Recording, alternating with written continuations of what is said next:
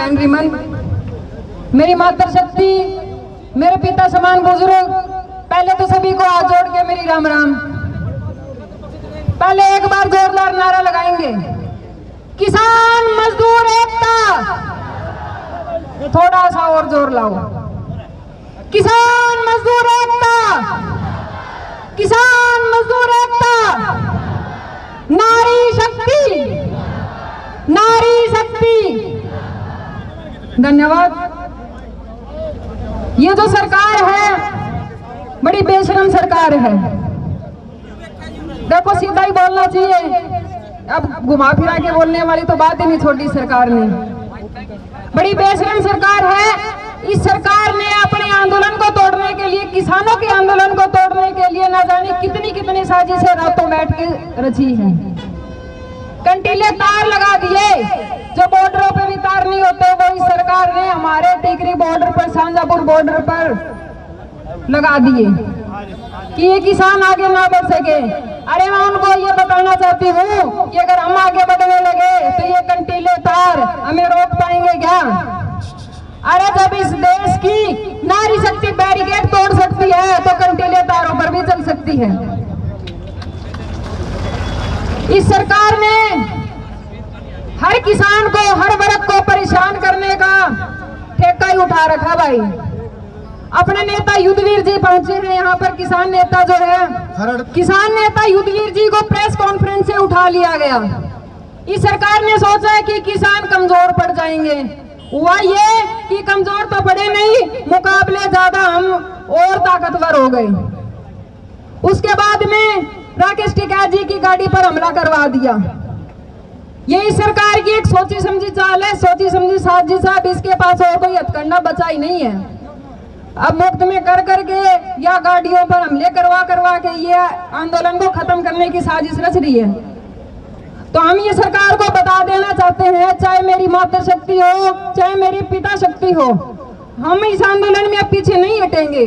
ये आंदोलन सिर्फ 3 काले कानूनों का आंदोलन नहीं बचा है। ये आंदोलन हमारे मान सम्मान के लिए, हमारी मान सम्मान की लड़ाई को बचाने का आंदोलन बचा है। 300 से ज्यादा किसान भाई शहीद हो गए। उन शहीद, कल भी एक न्यूज आई हुई थी कि एक और किसान भाई ने आत्महत्या कर ली। तो पहले तो मैं किसान भाइयों से ये विनती करती हूँ कि ऐसा कदम मत उठाएं। अरे जीत हमारी होगी, आज नहीं तो कल जरूर होगी। पीछे थोड़ी ना हटने वाले हम। ये इतने भीड़ है, ये किसानों की है, तो ऐसा कदम मत उठाएं। जीत होगी और एक दिन जरूर होगी, और जीत के ही हम घर जाएंगे। मेरी मातृशक्ति को मैं धन्यवाद करती हूँ जो इतनी गर्मी में और काम के टाइम में भी समय निकालकर आज यहाँ पर इतनी भारी संख्या में पहुंची है। स्टेज पर नवजोत कौर जी बैठी है, मैं उनका भी बहुत बहुत धन्यवाद करती हूँ। देखो इनसे क्या होता है कि हमें और हौसला मिलता है। जितने भी हमारी मातृशक्ति आज इतनी यहाँ पर आई है ना, इतना हौसला हो गया है कि जैसे मन कर रहा है अभी जाके उस मोदी को मारा हूँ। क्योंकि मेरे पीछे तो इतने देश खड़े, इतनी जनता खड़ी है, मेरी मातृशक्ति खड़ी है, मेरे भाई खड़े हैं, मुझे पीछे कोई डर नहीं है। तो मैं हाथ जोड़ के मेरी मातृशक्ति से विनती करती हूँ कि ये सरकार न जाने कैसे कैसे और हथकंडे अपनाएगी कानून लागू करने के लिए और अपने आंदोलन को खत्म करने की साजिश करेगी। लेकिन हमें पीछे नहीं हटना है, हमें अंतिम सांस तक अपनी लड़ाई जारी रखनी है। तो एक बार जोरदार नारा और लगा दियो। अच्छा, उससे पहले एक बात और बताऊं, आपने बीजेपी और जेजेपी के जो नेता है, जो एमएलए हैं, उनकी एक चाल है कि अब किसानों के बीच में जाकर उनको भड़काया जाए। हमें अनुशासन में रहकर अपनी लड़ाई लड़नी है, क्योंकि अनुशासन में रहकर ये लड़ाई हम जीतेंगे। सरकार हमें उपद्रवी बनाना चाहती है, हमारे ऊपर मुकदमे ठोकना चाहती है। मुकदमों से तो कोई नहीं डरता, ना जेल जाने से डरता है। लेकिन जानबूझ के जब इनको पता है कि किसान आंदोलन लगातार 5 महीनों से भी ज्यादा हो गए और जिसमें 300 से ज्यादा शहादत हो गई, तो अब कोई मतलब नहीं बनता है इनका कहीं भी जाके कोई भी प्रोग्राम करने का। लेकिन इसके बावजूद ये प्रोग्राम करने जाते हैं और वहां पर मिलता क्या इनको, इनकी इज्जत उतार ली जाती है। तो मैं मेरी मातृशक्ति से अपील करती हूँ कि अगर कहीं भी बीजेपी जेजेपी का कार्यकर्ता कहीं